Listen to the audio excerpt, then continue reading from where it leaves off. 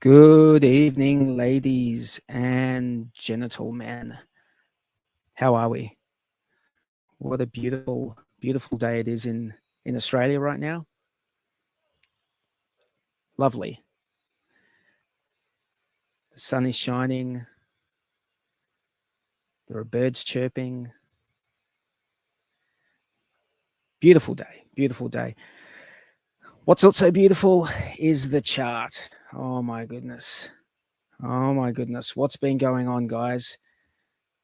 What's been going on? Let's have a look. Let's have a look.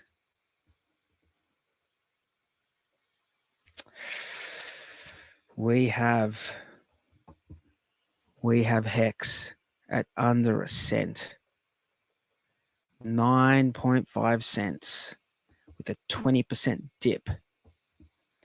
PulseX is 0.000274, sitting on just under a 20% drop. And Pulse, very similar, with an almost 19% drop, 0.000345. It's blood in the streets. It's a very, very difficult time for people to deal with this sort of thing over and over again. We tell ourselves this is fine. We tell ourselves we're going to be fine. It's just another dip shaking out the weak hands. What else can we tell ourselves? Something that should give everyone a little bit of solace is the fact that it seems that the whole crypto market is doing this. This is not something that's affecting our ecosystem, only our ecosystem. But I think, some of the things like, for example, there was a tweet by RH where he was basically, I think his words were, "I'm begging you, Vitalik, to do some direct mail marketing." I think that sort of, it reads like desperation, and I think that spooks some players in the market. And, maybe that's why it's affected our ecosystem's price so badly, because people get spooked so easily. But, that meme of this is fine and the dog's just sitting in the kitchen while it's on fire, just chilling out while it's on fire, that is, sort of the way you're going to be about it, I guess. I mean, what are you going to do about it? Are you going to sell the lows? I mean, that's up to you if that's what you want to do. But it's certainly not something that I entertain.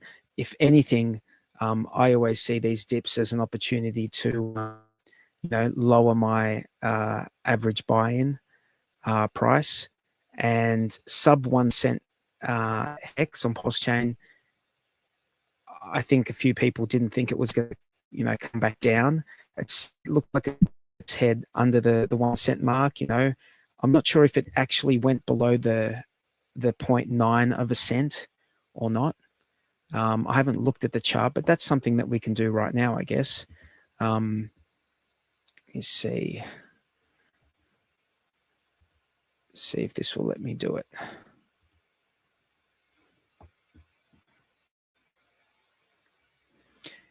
So I think also a part of the reason why it's been such a wild dip is because liquidity, the HEX liquidity on PulseChain is a lot lower than what it has been traditionally. So maybe we would have been able to weather these storms a lot more easily, in previous months. But now that liquidity has been pulled, so much liquidity has been pulled, and we're just sitting on a $5.5 million liquidity in, well, there might be more than that, but here on Go Pulse, it says 5.5. So that's the figure I'm going off. And we can see that it dropped down to just below that 0.9. So 8962 or 8952 of a cent. So yeah, it's but it's come up back up to this level here. One of the things that is important to consider is that when things do drop down violently with low liquidity, there is also the ability for that market to rise again quite quickly, for the very same reason that low liquidity means that there's going to be a lot more slippage when people are just buying on the market. So yeah, that's where we're at. That's where we're at right now. And look, the guys unfortunately could not make it today with Dozza, who usually hosts the show, and we have True Blue, who hosts the show as well. I think they do it on alternate weeks. Both unable to make it this week. They're both very busy men, and we're all quite busy. You know, we all still, you know, work jobs. You know, we're not retired, not on these prices at least, but we're not retired, and we work jobs, and you know we've got families and kids and activities and things that stop us from being able to, you know, stream without interruption. But they send their apologies, and we hope that they're back next week. I apologize, guys. You stuck with me for 1 week. We'll get through. Don't worry, we will get through it. But yeah, what's going on, guys? What is going on? Let me see. Who have we got in the chat? We've got Ross P. Green. Can someone send me invite? Look, Ross, I'm just reading the message that you've written there. Look, I'm not sure how long the stream's going to go for. So, you know, rather than, you know, fumbling around with links and stuff, I'm just going to just stream for a bit. We'll see how it goes, and just play it by ear.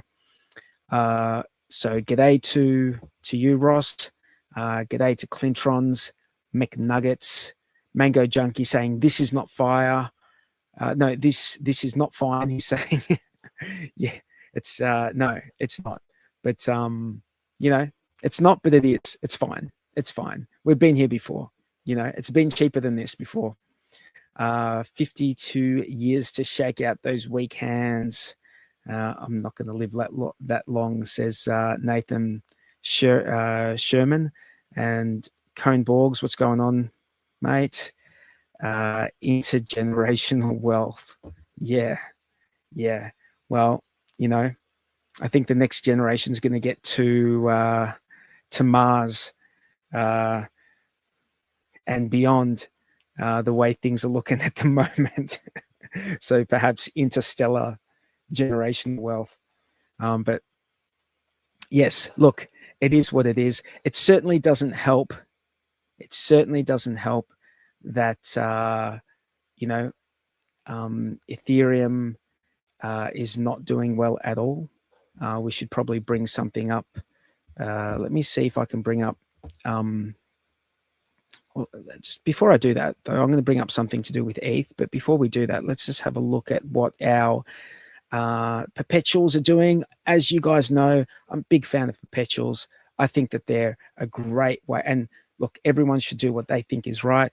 But I think when, you know, for people who value T-shares and you've got a staking ladder, when your stakes come out, right, to regain those stakes, you have to stake for longer than you staked before. This, like, whatever's out, you'd have to stake that for longer. So, you know, if you just want to maintain your T-shares, if that's what you want to do, what you can do is you can get your T-shares in the form of these discounted T-shares in the form of a redemption token like DESI, right? Or like Lucky or Trio or Base or Maximus. Some people like Maximus. That's a 15-year stake. It's already done maybe 3 years of that 15 years. So it's only like a 12 point something year stake now. Deci is a 7.7 year stake left over from it. It was a 10-year stake. But the thing about these is that you're buying legacy T-shares. You're buying T-shares from 2 point something years ago, right?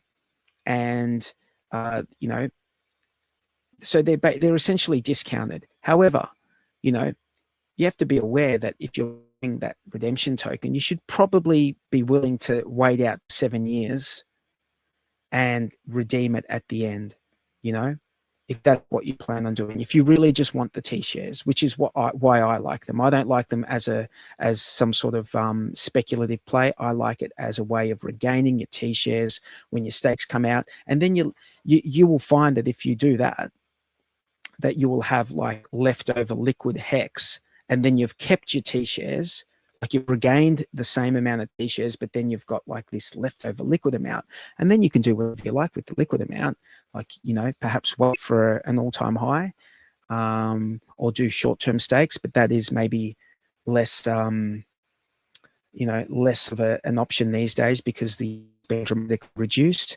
by you know, the OA staking and the SAC wallet staking. So, you know, maybe just sit on it liquid, or you know, do whatever you want with it, mate. That's all about. You do what you want, and that's sort of what we're seeing with the prices. You know, people have just done whatever they wanted, and the prices are, you know, quite down. The question is, what are you going to do? What are you going to do? That's my question to you. Are you going to sell the lows, or are you going to, you know, chip away at the lows and DCA, you know? So that's the question. That is the question. So yes, apologies from the guys. They're not here. Apologies to Rob Green, mate. I don't think I'll be streaming long enough for to warrant having you go to the trouble of coming on. If you guys have any questions, I'm just going to have a look at some websites, some of my favorite websites, and maybe have a look at some stats. I did want to go have a look at Coin Market Crap. Coin Market Crap, the crappest website that is apparently showing us coins by market cap. It doesn't actually do that. They pick winners and losers. They you know, they only put things up there that they're happy to put up there. If there's stuff that they don't like or they don't want to promote, they don't put it up there. So it's not really a great source of information, to be honest. You know what? Fuck Coin Market Cap. I'm going to go to a different one.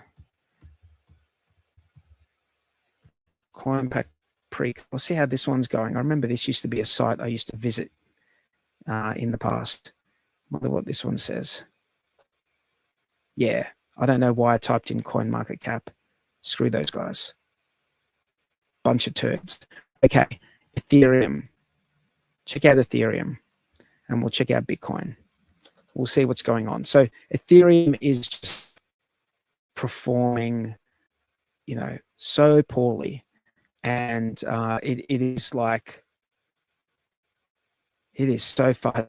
It's all time high. It's really, really far down. Its all-time high is 4,800, and it's 2,100. Meanwhile, Bitcoin is only 25% off its all-time high, and it's still, over the course of the year, it's still 30% up. So Bitcoin is just looking like the champion. It's just looking like an absolute champion right now. And even though it's dropped, you know, 24% over the course of the month, it did have a fantastic run up, you know, towards the you know, second half of 2024.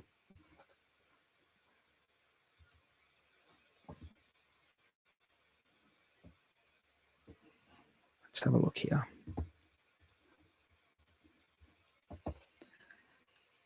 Yeah, 2024, the whole 2024, we sort of from 42,000 at the beginning of 2024. So over the last year, you're still sort of up. You're up a lot. You know, you're fine. You're absolutely fine. You're still up 100% almost over the course of the past year and a bit. Since the beginning of 2024, you're up about 100% with Bitcoin. Fantastic. Wouldn't you love to just be in Bitcoin, hey? Wouldn't that have that been the move? But I guess we got to ask ourselves, how far has what we're in dropped in that time? And, you know, do you really want to be someone who's ratio trading around? You know, there are plenty of risks involved with that. You really just have to be able to call the top of things to be able to, you know, make good on those ratio trades. If we're looking at this this Ethereum chart, which goes all the way back to 2015 at a 2015, and then up in 2021 November, we had a nice we had our 2021 all-time high in November 2021, and then we've got a triple. We just seem to be bouncing off this. If you look here, it looks like we're bouncing off this $4,000 mark. We just can't get past this $4,000 mark. You know, we just got resistance, and it was all good on when our higher lows were going up, right? So we had a higher low here of $1,630 in you know, October 2023, and then we went up to, you know, 3,800, back down, back up to 3,800 again, and then we came back down to here to the 2,300, and then we went back up to 4,000, right? 3,800, and that was all good and fine.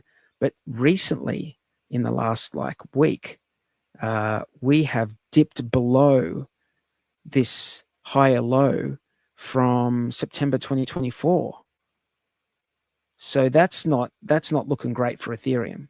You know, that's not looking great for Ethereum. You would have thought that here you would expect, you know, around this 2,700, you know, if it was going to continue this trend of higher lows, you know, this 2,700 sort of zone or higher, and then bounce back up. But no, we've gone below that. So who knows, guys? Who knows what this means for us?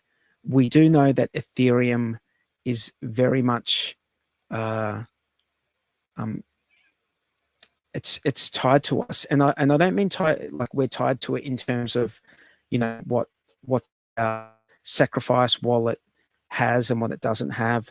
You know, we really shouldn't like assume that that's got anything to do with us, because the Stack wallet were funds that were given no expectations of profit from the work of others. So, you know, another entity pushing that around into different places, whether it be DAI or Ethereum, really has no bearing on us. I know that there's the that idea out there that the SAC wallet could then, you know, pump our ecosystem with those funds. But, you know, we don't know. The short answer is we don't know what those funds are for and if they've got anything to do with us. What we really need in the RH ecosystem is we need more people buying more things than the people who are selling the things, right? It's pretty simple. We just need more buyers and sellers. And the question is, how are we going to achieve that this cycle, right? How are we going to achieve that this cycle? And I heard the hexologist say something which, in my opinion, is spot on. If you want to onboard more people, you need to do something about it, right? What are you going to do? Well, you could stream. You could do a stream. You could jump on a stream and just here and there, do live streams, get people into your community, talk to them about the things that you like. I mean, you've got to understand that a little while back, there was a lot of fear in the hearts of streamers because of all the SEC subpoenas that were going out, and as Somi likes to say, the corrupt SEC was pursuing people and just trying to scare them, and a lot of people just sort of threw in the towel and stopped streaming. But I think in light of this Trump administration and the new leadership at the SEC, and what the SEC has been doing as of late, like dropping all these cases and with prejudice and just basically moving on from this sort of enforcing rules through regulation. Regulation by enforcement, or enforcement by regulation. Well, I forget what the term is, but you know what I'm saying. We're moving away from that now, because the SEC is now being led by people who I think are a bit more favorable. I think they're paying more attention to the detail. And I think I read recently that they're essentially, any meme coin is not going to be deemed a security, which I guess is a step in the right direction. It's a step in the right direction for a lot of people. So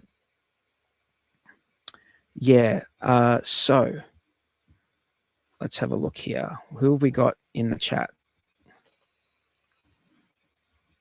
You can't see the chat. Okay, you can't see the chat. Why not? What's going on? Let me see. Let me see what you guys can see and what I can see. Are we can I even put the chat up? Oh, if I can put the chat up here. Remember that I could do that with, let me see, can I put this chat up? I think the chat is delayed by a bit. It could be. It could be. Don't pay too much attention about the golden bull's mouth moving, okay?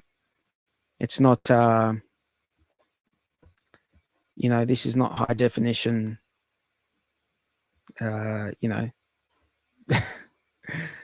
special effects. This is just, whatever. This is whatever special effects thrown together in an afternoon special effects. Might jump over the HEX charts and have a look what we've got going on here. This is a great site for information relating to HEX. There was a question in the chat, which I will get to there. What's your perspective on EHEX? Says Rapid Unbox. Okay, so EHEX. All right, so a bit of background. In our community, in the RH ecosystem community, there's a group within the community who really believe very strongly that everyone should just migrate over to all their, like, you should just basically forget about EHEX, never buy it again, and just focus on PHEX. That's where we want all the economic energy to go, and hopefully that results in Pulse, HEX on Pulse, doing really well, and we just forget about EHEX, which a lot of people have named HEX Classic. I like that name, HEX Classic. I think, that's I think that's a reasonable name for it, given the circumstances. What do we do with EHEX? The thing is that this system was created as an immutable smart contract. So an immutable smart contract means that no one can ever change it. And we knew that going in. So I think HEX Classic always has its place, and as long as, and bear this in mind, that as long as it is viable to end your stakes on Ethereum cheaply, then I think, the people who are ending the stakes will find, it will be a viable thing for them, and they'll end them, and they'll have HEX to sell on the market. There'll be inflation and in the system and so forth. And this is where this is what's interesting about it. If the price of Ethereum to end a stake, like if the GWei goes up and it's very costly to end a stake and it's just not worth it, then people won't end stakes, right? So those stakes will bleed out. And if it's really expensive, no one's going to good accounting them either. No one's going to do that work of good accounting them, doing the good accounting. So what does that mean? That means that there's going to be like scarcity of HEX on Ethereum. And I don't know how that would play out in the market. Like, really, I have no idea how that would play out. So my perspective is simple. I agree with the idea that HEX now, the social consensus predominantly is that HEX is on PulseChain. That's the HEX that we're interested in using to stake moving forward. However, there are lots of stakes on the Ethereum network for the next 10 years, at least. So, and, bear in mind that it was either the SAC wallet or the OA that staked for 5555 on Ethereum and on PulseChain. So, we should bear in mind that fact, that the OA or the SAC wallet, whichever it was, I don't know, they've actually, they're backing the system on both chains. I guess that's if I want to frame it that way. And I guess it all depends how you want to frame it. You could frame it in a different way as well if you want. You can think of all sorts of ways to frame this, but I see it as those entities interacting with the system on both chains. Therefore, means both chains are still viable, but they might play out different ways, and that makes sense. That makes sense to me. What would be super interesting if, going forward, the Ethereum chain stayed like really like staked to a really high percentage. So therefore, meaning that the yield on that chain is really low. And then on PulseChain, right, as we come through, into the bear market, the following bear market, after this, this upcoming bull market, which we're all anticipating and hoping and wishing for and praying for, maybe those entities start EESing some of those stakes and reducing how much that is staked on that chain, on the PulseChain side. And can you imagine what would happen if there were lots of EESs on PulseChain? What it would do would redistribute, in the form of penalties, a lot of the the HEX in those stakes to the people who are true believers and true believers and stakers on the PulseChain. What it would also do would reduce how much the those entities have of the total supply, because the total supply is predominantly held by the OA and SAC wallets. So can you imagine a situation where those EESs are happening on PulseChain and but they're not happening on Ethereum? So as they happen on PulseChain, the daily payout, like not only are you going to get like you're going to get these freakish daily payouts because of these EESs, but you could also, well, what you will also get is everyone who's staked is going to get a little bit more of the daily payout because they're going to have more of the pool, more share of that daily payout. And if a good proportion of those stakes on PulseChain are EES'd, then if a good proportion of those stakes are EES'd, then that would mean that the daily payout on PulseChain would go up, right? And then you'd have this contrast between the two chains, right? Two viable chains for as far as HEX goes, but you'd have a contrast. You'd have one chain which is better for staking because the daily payout's higher, and then another chain where, you know, those entities are fully staked and the daily payout's quite low, and therefore it sort of disincentivizes staking on that chain, right? So you could have a situation like this where the OA is like playing with these levers to sort of push people to stake on one chain and maybe just use HEX on the other chain as, something to be traded with. Because I agree with the idea out there that if people are going to get into HEX, a lot of the time they're going to see it on Ethereum and say, I can buy it on Ethereum easily without bridging across to PulseChain. And that might be the first step in people's journey into HEX and the RH ecosystem. And then when they realize, you know, what's going on, they'll say, hey, I should probably just get over to PulseChain and do some stuff over there. But yeah, look, I'll say g'day to all the people in the chat. G'day to Johnny Chaos. There is a bloody talking golden bull on your screen. That is correct. But this golden bull will not be here for long. That's for sure. I'm just doing my teammates a solid today and doing a solo show. Let's have a look what else we've got going on. What else was I looking at before? Yes. So I was looking at these perpetuals. I'm a big fan of the perpetuals for T-share retention. I think it's a good way to retain your T-shares because they're discounted. At some stage in the future, they probably won't be discounted anymore. And when they're not discounted, then I will not be interested in them anymore. But as long as they're cheap T-shares, I'm going to be interested in them.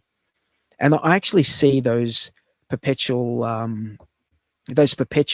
almost like, you know, what the Grayscale BTC fund or trust was or is.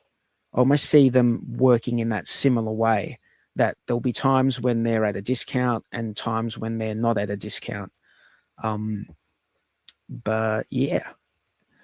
What else? Let's have a look at, for fun, should we look at the bubbles? Everything's going to be red. There we go. Everything red, as predicted. As predicted.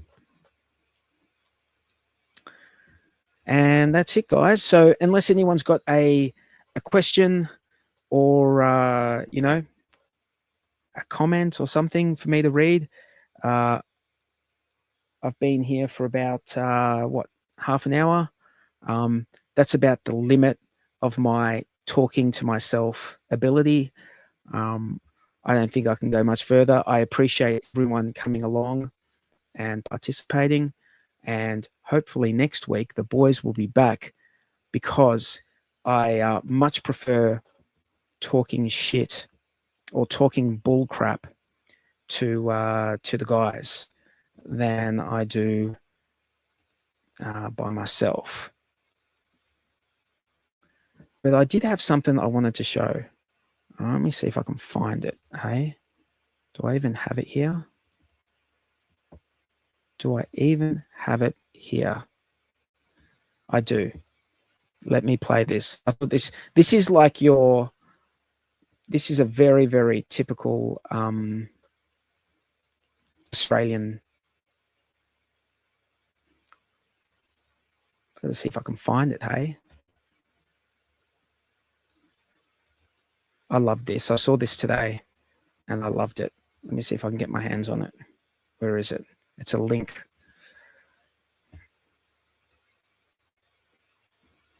Bear with me, bear with me. There we go. Okay, I got it. I got it. All right, are we ready, boys and girls?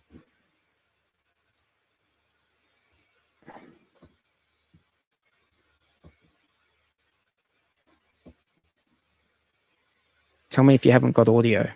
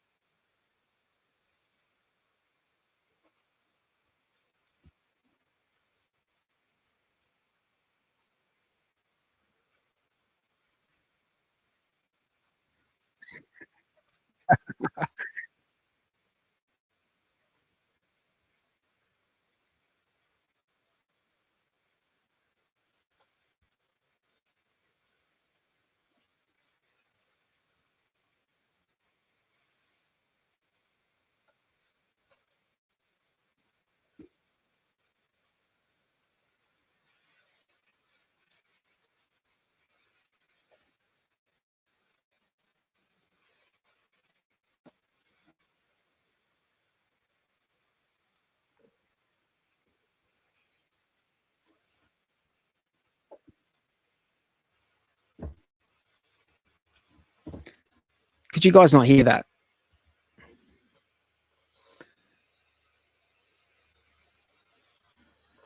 Oh, okay. All right, here we go. Let me see if I can play it to you this way.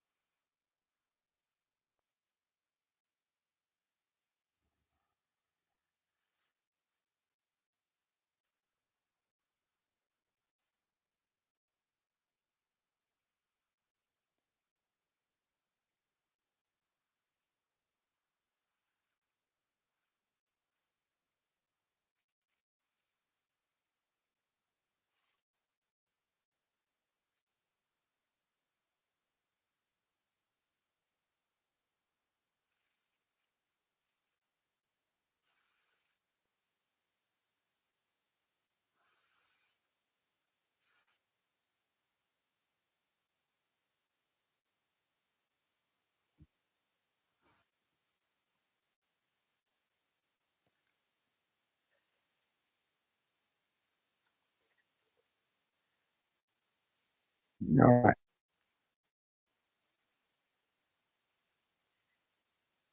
Did that work out? Did we? I can't even tell what's. Hang on. Uh, there we go. All right. Did that work out? Could you hear that? I can't tell. I can't tell if you could hear that or not. Tell me, guys. Did it work out in the end or not? The one that says share audio. Yeah, yeah. I know. I know. I know. There's too many buttons on these things, man. There's like OBS, and I used to know how to do this stuff, but I've never really used StreamYard. I was always a restream guy. So, the fact that I'm using something that I'm not used to. So you couldn't even hear it that last time, right? Even though I was doing a high tech thing of holding my headphones to the mic, like high tech style. Nope. Okay. Well, how about this? How about I post the link here and you guys go and watch it yourselves? All right. And on that note, peace out, guys. Appreciate you guys coming along, and we'll see you next time. Ciao.